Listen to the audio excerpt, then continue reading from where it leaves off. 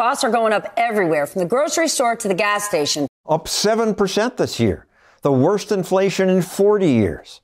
Americans are upset about it. Inflation has eclipsed the coronavirus as their number one concern. Used to buy bacon for $2.40 a pound. It spiked up to $6. As inflation rose, government experts told us, don't worry, it's transitory. I don't anticipate that inflation is going to be a problem. In the end, it will be transitory. And now they say, I'm ready to retire the word transitory. So what went wrong? Some politicians blame greedy corporations. This is about price gouging. Corporate greed. Corporate greed. Greed is constant. Economist David Henderson studies inflation. If it's greed, how do we explain when prices fall? Do oil companies just suddenly decide, I'm going to be less greedy? That's why the price gouging claim is silly. Prices change because of supply and demand. Inflation results from too much money chasing too few goods. So if government's spending more money, that's more money chasing too few goods. The motion is adopted.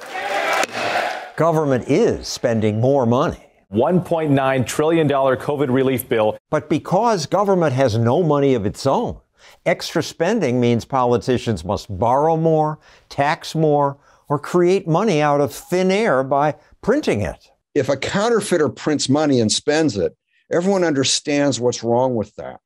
Well, the Federal Reserve essentially is doing the same thing. In the last few years, the Fed has printed more money than ever in history. That makes the money we have less valuable. So not only do I need more of these to buy something, but also people who save money lose what they've saved. At today's inflation rate, $10,000 in a savings account will, in just 20 years, be worth only $2,300. If you were counting on that money for retirement, you're screwed. And yet today's politicians on both sides want to spend more. $738 billion in defense funding. If we pass the other two things I'm trying to get done, we will, in fact, reduce inflation. Reduce inflation. Reduce inflation. Biden's wrong. There's no economic theory that says when the government spends a huge amount more money, prices fall. But people are worried, and many want government to do something. If that leads us to price controls, it will be horrible. Price controls have been tried before. A freeze on all prices. Seems like a simple solution. It's just intuitive to people. Yeah, inflation? Okay. Pass a law. Put a lid on prices. It is intuitive, and that's where people's intuition goes wrong. Because prices are not just money. They're information. Prices are signals. People see prices as these artificial things. We economists see prices as things that guide people both as buyers and producers. And if you mess that up, you've really messed up the economy. Price changes tell buyers what to avoid and sellers what to produce. When the price of face masks rose 2 years ago, that inspired producers to make more. When fewer people flew, it led to a cheap price bonanza. Flexible pricing gets suppliers to produce what people really need. You think we have shortages now? Wait till we get price controls. When President Nixon imposed them, that's what caused those lineups for gasoline, which really were destructive. It's ridiculous waiting online here. We waited in line for hours.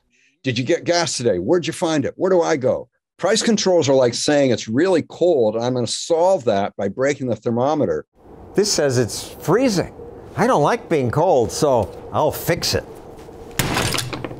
But it's actually worse than that, because breaking the thermometer at least doesn't make the temperature get colder, whereas price controls cause actual shortages. Like empty supermarket shelves. People in Venezuela experienced that, and the price controls didn't stop inflation. In fact, it got much worse. It's the oil-rich country's inflation rate at 270%. 700% this year. 400,000%. In Zimbabwe, President Robert Mugabe decided to change his country's economic policy. He simply printed more money. 35 quadrillion Zim dollars.